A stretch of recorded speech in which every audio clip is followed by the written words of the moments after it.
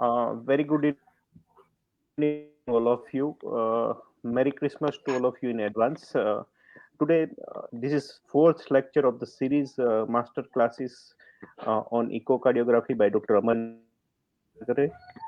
She is consultant cardiac anesthesiologist in Aurangabad. She is very passionate about teaching echocardiography, and today she is going to talk about mitral valve and aortic valve assessment by transthoracic echocardiography. Amarja, please.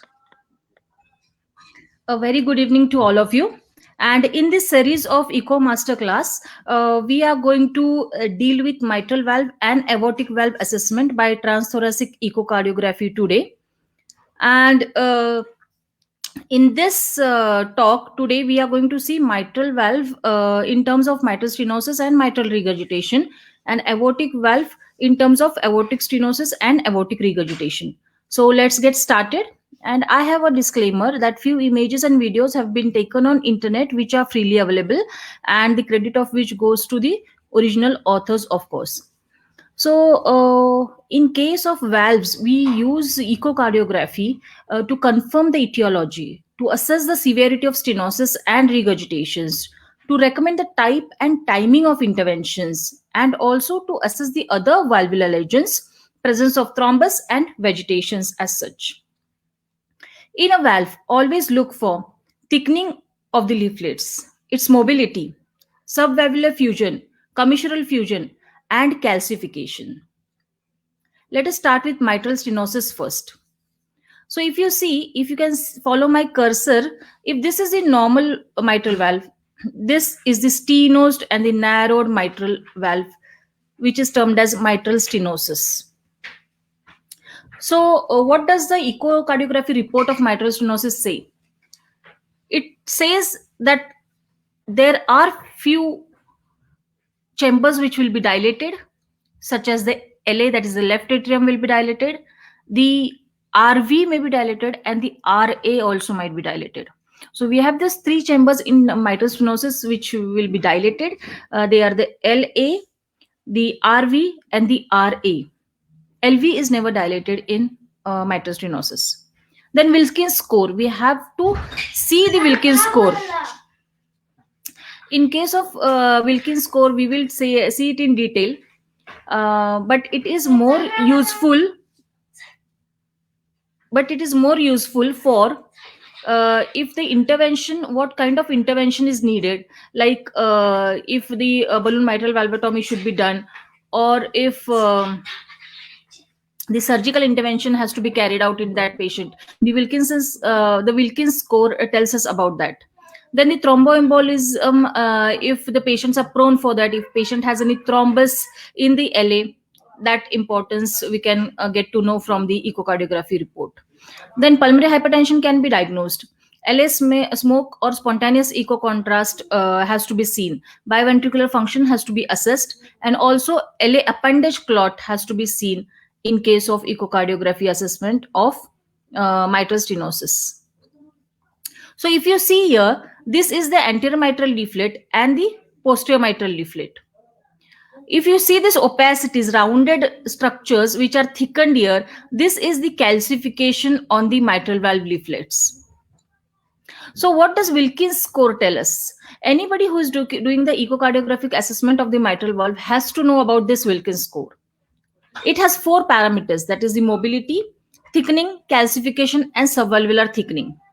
The mobility of the leaflets, the thickening of the leaflets, calcification of the leaflets, and the subvalvular thickening of the subvalvular apparatus of the mitral valve, which involves the chordae and the papillary muscles as well. So each of them again have been divided into four grades, and the total score of 16 is calculated. So this mobility, it may appear very difficult, but actually it is very simple. The mobility is likely restricted only to one leaflet, or to the middle part of the leaflet, or up to the base, or it is to the whole of the motion of the leaflets is affected during diastole. It tells us that. Thickening, whether it is normal or near normal, is 4 to 5 mm, is grade 1. 2, it is considerable thickening of 5 to 8 mm. Grade 3 is again the entire leaflet, the extent up to where it is, if it is involving the entire leaflet. And grade 4, if it is considerable thickening more than 8 mm or up to 10 mm. Then the calcification also, if there is a single area of eco brightness, or a scattered area of brightness, or involving up to the mid portions, or extensive brightness is present throughout the leaflet tissues. Then the subvalvular thickening, similarly, up to grade 2, it is 1/3 of the caudal length, then 2/3 of the caudal length, and whole up to the papillary muscles if it is involved. So this was all about the Wilkins score. And rest, what all we have to see when we are assessing mitral stenosis. First and foremost, see for the LA size. It comes in millimeters or in centimeter as such. Like the normal LA is 2 to 4 centimeters. Moderate, 2 to 4 centimeters is normal. So when we say it is mild mitral stenosis, it might be like up to 45 millimeters, that is 4.5 centimeters, or moderate is 45 to 60 millimeters, and severe is more than 60 millimeters. SEC is spontaneous echo contrast, or what is called as LA smoke.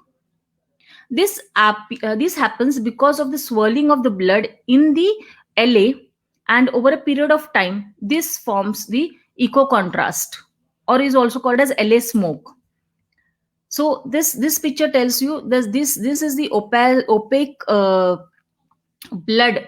This is just the thickened blood, which will later on form a clot like this. When that LA smoke gets organized over a period of time, it takes years, but later on it forms this thrombus type of thing. This is the LA thrombus. This is very advanced mitral stenosis. If you see the opening over, I have put my cursor over there, and this is the LA clot. If you can see in the first video, this is the dilated LA. This is actually the aneurysmal LA. If you see, this is more than 6 centimeters. Definitely, you can see the appearance. This is called as hockey-stick appearance of the anterior mitral leaflet. This is very much pathognomonic of mitral stenosis. And this is the huge LA. This is aneurysmal dilatation of the LA. So these are all the features which will lead us to the diagnosis of severe mitral stenosis. Other factors which, or the other parameters which we have to see, is the valve area. Mild, moderate, severe, we all know, more than 1.5, 1 to 1.5, and less than 1. Gradient, less than 5, 5 to 10 mmHg, and more than 10 mmHg. This is the mean gradient. PA pressures, less than 30, 30 to 50, and more than 50 PA pressures. Then the pressure half time. What is pressure half time? We will see in detail. Just remember, as of now, pressure half time less than 100 milliseconds, 100 to 200 milliseconds, and more than 220 milliseconds indicates severe mitral stenosis. Deceleration half time less than 500 and more than 700. Peak velocity less than 1 to 1.5, 1 to 1.5, and more than 3 meters per second indicates severe MS. There is one more parameter, that is the mitral leaflet separation index. In this, the tips of the leaflets are, the distance between the two is seen, and if it is 8 mm or less, it indicates severe MS. More than 1.2 is mild MS. Now, assessing by planimetry. Planimetry is the most viewed, or we usually do the planimetry to assess the mitral valve area, and it is done in the short axis of the mitral valve. And this measurement is very effective because it is not affected by any of the flow conditions. The LA compliance doesn't matter in this, and also presence of any other associated valvular legends do not affect planimetry. That is why planimetry, they say, is the standard practice to calculate the mitral valve area. So a frame is, this is the short axis of the LV, and in this we have to choose the early diastolic or even the mid diastolic frame, wherein the mitral valve shows the maximal opening, And once it is seen, you can just in Nobology we had talked about the cursors and all the knobs. In that, you can go into the measurement section. In the measurements, you go in the mitral valve. In the mitral valve, there comes area.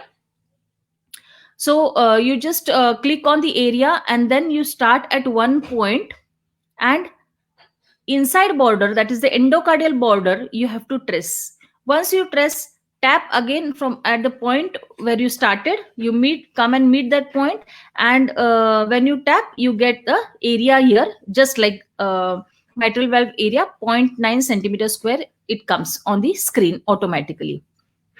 Yes, this is also one more example. And when we trace the endocardial border, that is the innermost border, then you get the area of the mitral valve. So that is how the mitral valve area has to be seen. So this was what I was talking about, the hockey stick appearance, and also the fish mouth opening. You can see the severely stenosed mitral valve over here. This is another 3D picture wherein the severely calcified mitral valve and the fish mouth opening can be seen. The dilated LA is seen, and you can even see the mitral valve, stenosed mitral valve, or the abnormal mitral valve in this. Now, finding the velocity and the pressure gradient. We all always say the pressure gradient less than 5 to 10, and more than 10 mmHg for mitral stenosis. Let us see how do we find it. So you can just place the continuous wave Doppler and the color Doppler over the mitral valve. Click on the CWD. Okay, after taking the apical 4 chamber, of course, and even PWD can be taken in case of mild to moderate or just say mild mitral stenosis. But if it is severe kind of mitral stenosis, you have to go for continuous wave Doppler, and the gradients can be traced once you trace the E and A waveform. And this mean gradient is hemodynamically more relevant than the peak gradient in case of mitral stenosis, because maximal gradient depends upon the LA compliance, LV diastolic function, and associated MR. Hence, they say mean gradient is better in case of mitral lesions. So, how do we take the pressure gradient? This is the, once you place on the in the 4 chamber view. Once you place your cursor and you put the or you just click the CWD knob, what happens is you get a spectral envelope of this type. This is the E wave and the A wave. So what we have to do is you go into the measurement section again. In that, you go to the mitral valve. In that mitral section, you will again get you should just in the mitral, you should just click there for the gradients or the E and A wave, and click there and fully trace the envelope. Once you trace the envelope and click or set, then the V max comes, V mean comes, and the pressure gradients come automatically. Okay, so this is the, and automatically the pressure half time also comes when we do these things. But I will just discuss today how to take a pressure half time separately as well. So this is how you have to trace the E and A wave of the mitral stenosis. One more example wherein we have just traced this whole E and A wave envelope, and you get the mitral mean PG of 7 mmHg over here. So this comes to be the moderate mitral stenosis. Okay, and in this only the pressure half time has come, that is 301 has come here. So what is this pressure half time? It is a time taken for the diastolic pressure difference between the LA and the LV to decrease to half of its initial value. Means what? Means it is a time interval between the maximum mitral gradient in diastole. In early diastole, the maximal mitral gradient, the gradient when it reaches to half, the time between that maximum and when it reaches the half is called as pressure half time. It is derived by tracing the slope of deceleration of E wave, only the E wave, from the top to the end of the E wave, and the valve area is calculated automatically by the software. The mitral valve area can be found out from this pressure half time by using the formula 220 upon pressure half time. The normal is 40 to 70 milliseconds, mild MS is 70 to 150, moderate is 150 to 200, and severe is more than 220. So if we take a envelope like this, and you trace only from E wave, at the top of E wave to the end of E wave, only here you get pressure half time. So that was pressure half time. More than 220 is severe MS, and it is very easy to calculate. So we always say see the E wave, A wave, and the pressure gradient and the velocities in case of mitral stenosis. And when you trace the E and A wave, automatically the pressure gradient comes on the screen. So that is how the MS has to be evaluated. Now also when there is MS, we always have to see for the pulmonary artery pressures, that is the if the patient is having pulmonary hypertension. So how do we do that? To calculate pulmonary hypertension, we have to have a spectral envelope or flow across the tricuspid valve, that is TR. So this is the method. Only when TR is present, this method can be used. There are several other methods as well to calculate, but that we will not discuss today. In some other time or in some other talk, we will discuss what are the other ways of calculating the pulmonary artery pressure so when TR is not present. But usually in case of mitral stenosis, TR is present, and how to calculate is pressure gradient across the tricuspid valve. Okay, pressure gradient across the tricuspid valve is equal to 4V square. V is what? Is the velocity of the blood flow across the tricuspid valve.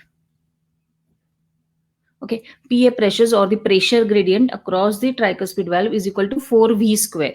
V is the velocity of the blood flow across the tricuspid valve. So how do I take it? How do I take this V value? Okay, 4 into V square I have to do. So what I have to do is take a 4-chamber view and put a CWD across the tricuspid valve. When I put CWD across the tricuspid valve, CWD across the tricuspid valve, I get a spectral envelope of this type. For the velocity, just go at the tip of this envelope. When you go at the tip of the envelope and press the set button, you get the velocity in this form. Okay, you can even evaluate the velocities like this. See, this is the bottom of this spectral envelope, and you can see it is almost 3.5 or nearing 4. Fine. So if it is 4 over here, I have to get only 4V square. That is 4 into 4 square. 4 square is 16. 16 4s are 64. So 64 will be the pressure gradient across the tricuspid valve. And to get the PASP, that is the pulmonary artery systolic pressure, you have to add CVP or RA pressure in that. So 64, if the CVP is 10, 64 plus 10 is 74. So the pulmonary artery systolic pressure is 74 in this patient. Am I clear? I think that was good enough. So similarly, that is same what I was telling is RVSP or PASP is the same, and 4V square plus RA pressure we have seen. That is if the TR velocity is 3 now. 3 3s are 9, 9 4s are 36, 36 plus 10, that is CVP 10, 36 46. So the PA pressures or the PA systolic pressure will be 46 in this patient. That is how the PAs have to be calculated. So these patients usually have tricuspid regurgitations, and this is the blue color what you can see here, or the multicolored or the mosaic what we say, what you can say, which is coming down again here in the uh, RA, that is the tricuspid regurgitation. And this also has a pacemaker lead, and endocarditis of this lead can also lead to this TR. So that is what we can see in the this is regurgitation. Regurgitation go to the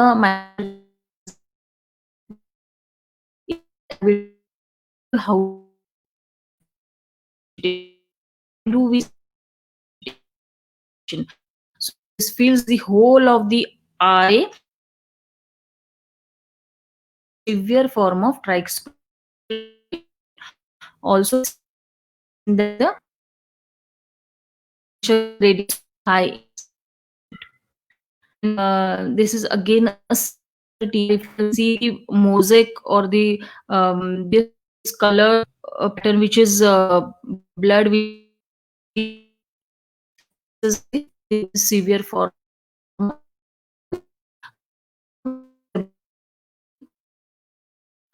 When the same applies in aortic regurgitation, so tricuspid quantify. Similarly, we will quantify the aortic regurgitations or the tricuspid regurgitation. So in detail, I will see only the discuss today only the mitral regurgitation. Aortic also, of course, we have to discuss, but you can just get to know the logic behind or the concepts of quantifying the regurgitations. Okay, so this chart is very, very important. Whenever we quantify or we talk about any regurgitations, it's all a receiving chamber. Like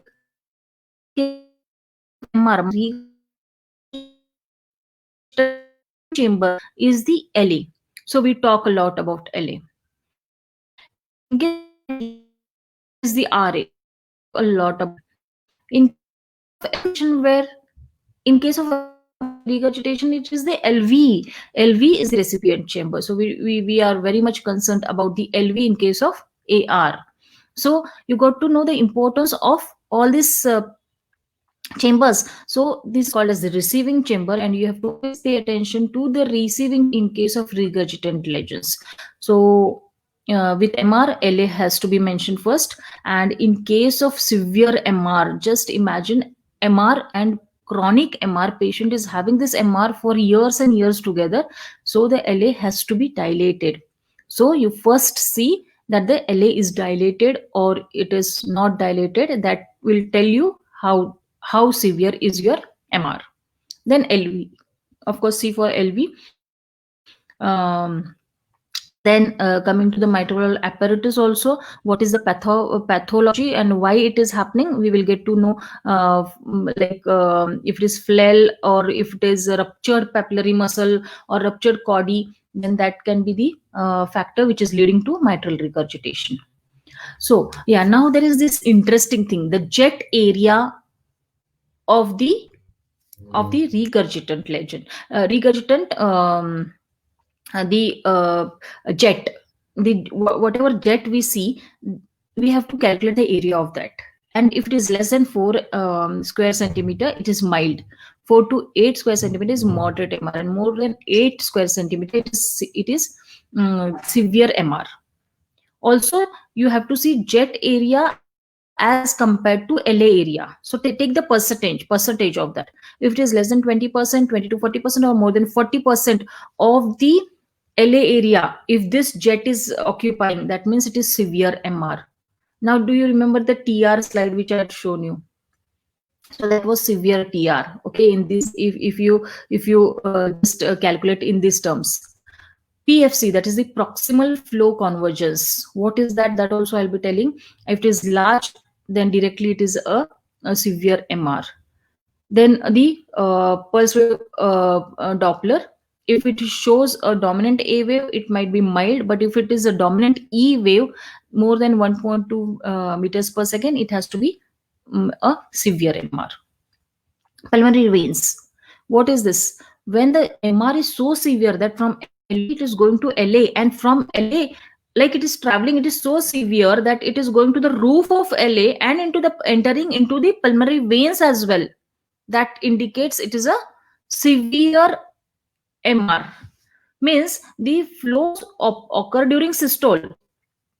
The flow of LA into the LA occurs during systole, but the MR is so huge or so severe that this systolic flow is also reversed in pulmonary veins. That is called as pulmonary vein systolic flow reversal, and it indicates severe mitral regurgitation. Then see for the CWD, that is the continuous wave Doppler envelope. If it is faint, it is mild. If it is dense and it shows a V wave cutoff sign, okay, that means it is the tip is half cut. It says it tells you that is the severe MR. Then even the contour, the parabolic contour is changed to triangular picking contour. It says it is a severe MR. Vena contracta. Now, what is vena contracta? It is a very beautiful concept, I tell you. 3 mm or less is mild, and 7 mm or more is severe MR. We'll see this in detail. Even the Pisa radius, less than 6.3 and more than 9. These are all the parameters which you have to know to quantify MR. There are few more, that the regurgitant volume, and there are quantitative 2-3 methods still, but we are not including this in today's talk. We will sometimes discuss when we discuss each of the valve, then we can discuss that in detail. So I was talking about this jet area and the receiving chamber. It is very important. What happens is this is also called as eyeballing of the jet, MR jet or AR jet or any tricuspid jet. And when it occupies the only the 1/3, it is the mild. Then 2/3 is the moderate to severe, and when it occupies or goes to the roof of LA, it is the severe kind of MR. Yeah, so you can see in this video beautiful depiction of MR jet. Just see the length of this jet. This jet is hitting the LA roof. Instantly, you can just diagnose it as severe MR. Even this, even though this is slanting, we can say that this is a severe MR. I have few more examples, because this eyeballing has to be practiced by seeing more and more cases. As you get to see more and more cases, you will find it very easy to diagnose the severity of this regurgitant lesions or even the stenotic lesions. So this is the mild kind of MR. This is a very severe. See the MR. This jet is almost occupying whole of the LA. So the percentage wise, it is of course more than 40, or and we can just say that it is a severe kind of mitral regurgitation. And then this is also severe. This, what happens is, this is called as Coanda effect, that it goes from the wall side, and this is also a kind of severe MR, even though it doesn't occupy the whole space in the LA. These are called as the eccentric jets, and this is a severe form of MR. So that was on the seeing the color Doppler. Now when you put a CWD, what happens is, now on in the same mitral valve area, you just put the CWD and you get this spectral envelope. If you have this faint and it is faint and it is incomplete, it is mild type of MR. Yes, if it is parabolic, it is a moderate type of MR. And if it is dense and triangular types, yes, then it is a severe type of MR. So this is one slide where you can see this is the MS here and the MR. So it is a combined legend. Also go to the tip of it and see for the velocity, and the pressure gradient appears automatically on the screen. So Vmax and pressure gradient also can be seen. Now, what is this concept of vena contracta? I have written the actual meaning of vena contracta here, or the definition of vena contracta. It is a point in a fluid stream where the diameter of the stream is the least and the fluid velocity is the maximum, such as in case of a stream issuing out of a nozzle or orifice. Means what? When there is a when this blood is regurgitating and is going through this valve, then it will accumulate, it will come to this valve, to the entry point of this valve, and there will be, this stream will have the least or the minimum diameter. This minimum diameter has the maximum velocity. So this because the maximum velocity is present there, we can quantify the severity of this regurgitation from that. So that is why we have to know the diameter of this. This is very easy. Just you have to freeze this when you are seeing the MR, when you are seeing, putting the color Doppler on the mitral valve and seeing the MR, just freeze it and see the least diameter where it is of this jet, and that is your VC. Then you have to just measure it with the cursor. When you measure it in this manner, it will give you the centimeters, or the size of the, or the diameter of that vena contracta. Less than 3 mm is mild, 3 to 6, or some books give 7, it is the moderate MR, and more than 7 is the severe type of MR. So the width of the vena contracta is a good marker of the severity of mitral regurgitation because it corresponds to the diameter of the regurgitant orifice area. More than 7 mm indicates severe regurgitation. It is limited by 2 factors, because the orifices may have different geometric shapes, or more than one jet may be present. In that case, it may not be valid. Vena contracta is not valid in that case. Otherwise, it is a very good marker of the severity of mitral regurgitation. We are not going into this PISA method and all. They are we include them in the advanced level, but I have just mentioned it, that even though this radius of this PISA, whenever the regurgitation happens, then we have this PISA method as well, and in this there are a few formulas wherein we have to put this radius and calculate the effective regurgitant orifice areas, or the regurgitant severities. So retrograde flow in the pulmonary vein, what I was talking about is that reverse systolic flows do occur, and we have discussed about this just now. Now that was all about the mitral valve. Now coming to the aortic valve as such. So you see, the aortic valve is a very important valve, and many of our old patients who come for cardiac surgery or non-cardiac surgery, they many a times they have this aortic stenosis or aortic sclerosis types lesions, in which we have to quantify this lesions, and then make changes, or in our anesthesia practice as well. So this is the calcification of the aortic valve. This is the PLAX view, and this is the aorta, aortic valve, the LVOT aortic valve, and the ascending aorta. And on this aortic valve leaflets, we can see severe calcification. Yes, this is a 3D view, and severe calcification can be seen on the aortic valve leaflets.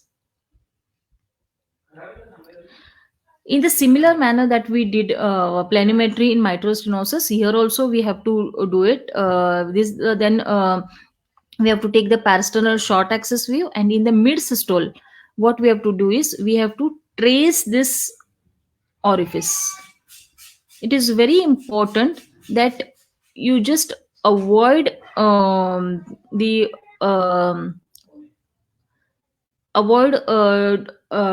taking the areas which are opaque, and just go properly in this orifice, so that you do not get a different or you do not land into getting the areas higher reading for the area. So here, if you can see, if you trace it like that, you get the area of 0.8 square centimeter. So that comes into severe aortic stenosis. So same like the mitral valve, here also cusp separation is seen more than 20 mm, 10 to 20 mm, and less than 10 mm. Leaflet mobility has to be seen. Planimetry, as I just told you, more than 1.5 square centimeter and less than 1 centimeter.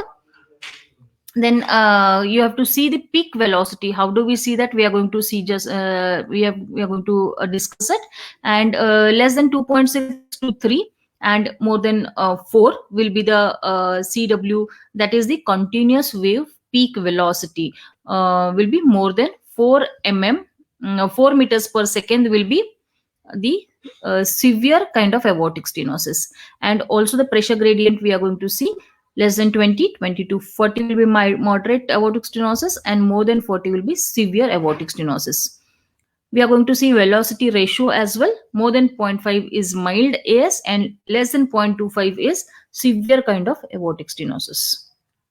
So how do we see the gradient, the pressure gradient? As I told you, in while seeing the pulmonary artery pressure, pressure gradient is equal to 4V square. So now we need here velocity, that is velocity across the aortic valve. How do we get it? We have to open, take first the 5-chamber view and open the aorta. Once we open the aorta, place the CWD on it, that is the continuous wave Doppler. Once you place the continuous wave Doppler, you will get a spectral envelope of this type. Okay, you go directly at the tip of it.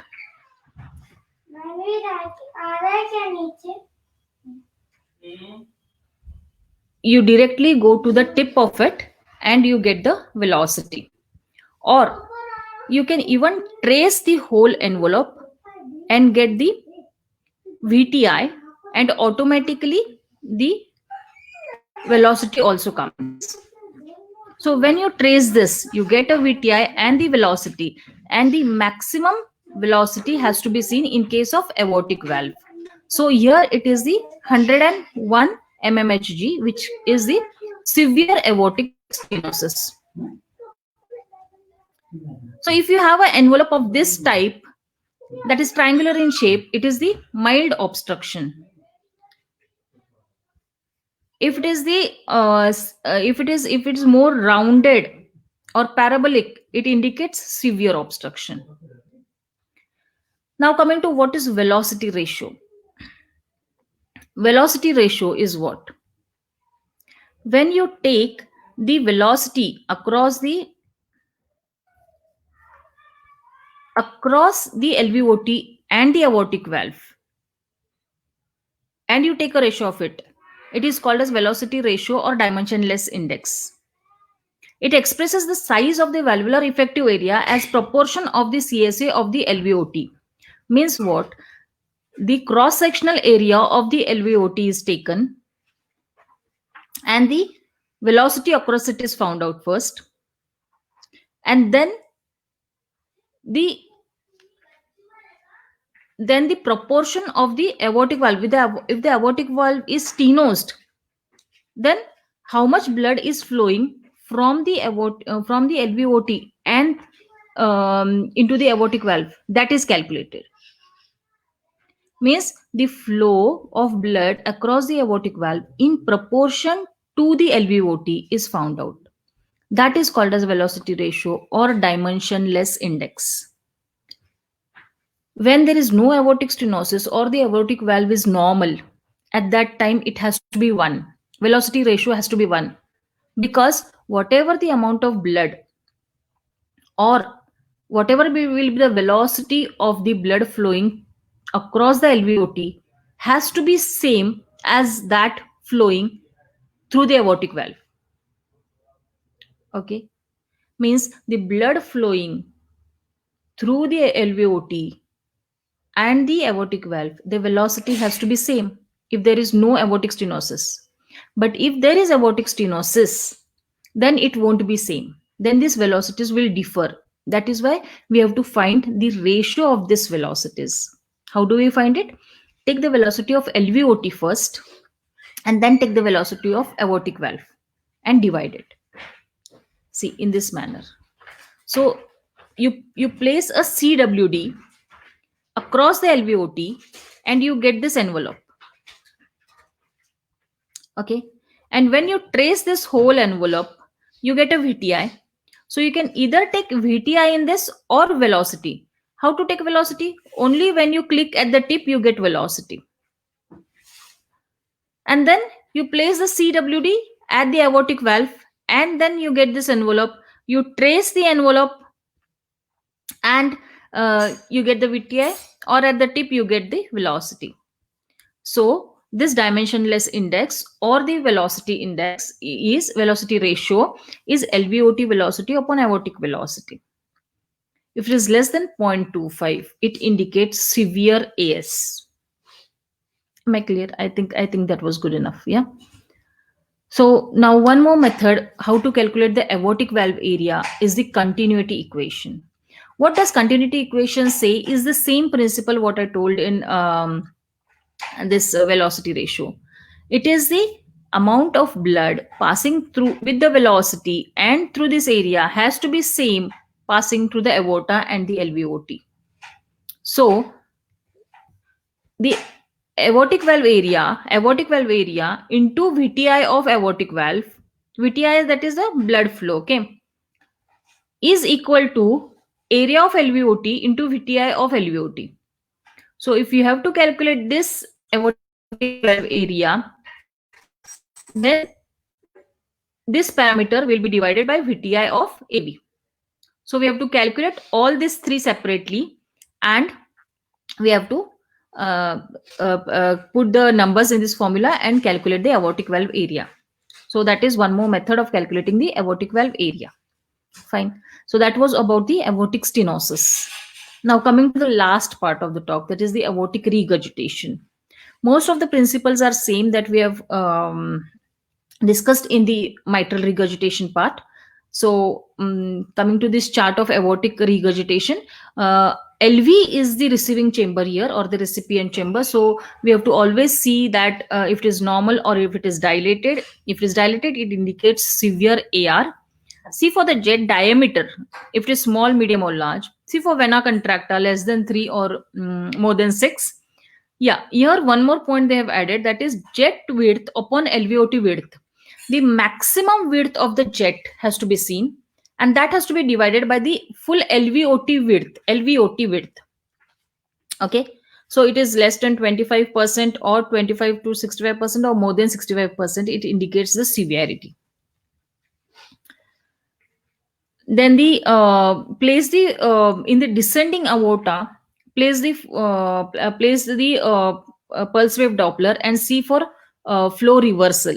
If there is flow reversal, that means it is the higher grade of aortic regurgitation, or the holodiastolic reversal. That means throughout the diastole, if regurgitation, if reversal is there, that indicates severe regurgitation. Then C for the spectral density, if it is faint or dense. C for the pressure half time. Pressure half time, it is less than 200, indicates severe aortic regurgitation. And C for the proximal flow convergence as well. Now in this video, you can see the moderate aortic regurgitation. This is the LV. LV is the receiving chamber now. C for this mosaic. Okay, so this is a moderate aortic regurgitation, while this is the severe kind of aortic regurgitation. See, the jet comes up to here, that is more than half of the LV. This is one more kind of severe regurgitation. So this is the apical 5 chamber view, and the aortic valve is open here. You can see this mosaic or the yellow regurgitant jet goes up to here, up to my cursor, which is almost the apex of the LV. So this is a severe form of aortic regurgitation. So even with the eyeballing, you can diagnose the severity of AR. Now, another very important factor how to diagnose AR is the pressure half time. What you have to do is just from the upper end to the lower end of this envelope, you have to just put your cursor and measure this. And the PHT comes automatically on the screen. For this, you have to first take the how do we get this? I will tell you. Get the 5-chamber view. When you get the 5-chamber view, put the CWD knob, press the CWD knob. On pressing the CWD knob, you get the such envelope. Then go to the measurements section, and in the measurements, go to the aortic. When you click on the aortic, you will get PHT. Click on PHT and then go here, click the set button. Once you click the set button, just draw a line like this, come here and again click the set button. Okay, so this is how you get this PHT will come automatically here. So this is a mild form of aortic regurgitation as the PHT is very high. This is another wherein the PHT is 165 milliseconds, which is severe form of aortic regurgitation. So that was about the quantification of AR, and that was all about the mitral valve and the aortic valve for today. And I hope you all have understand how to diagnose the legends regarding the mitral valve and the aortic valves, and how to quantify. Thank you so much for your listening. Thank you for having me. Thank you. It was a very nice presentation. It will look a little complex initially, but if you go through it twice or thrice, it will look easier. And once you start practicing it, it becomes more easier. Thank you, Amarja. It was a wonderful presentation. Next session will be on diastolic dysfunction, so it will be Yes. very important to attend for all of us. So be with us on 7th of January 2021. Thank you very much. Thank you, Amarja. Thank you, sir. Thank you, everybody. Thank you.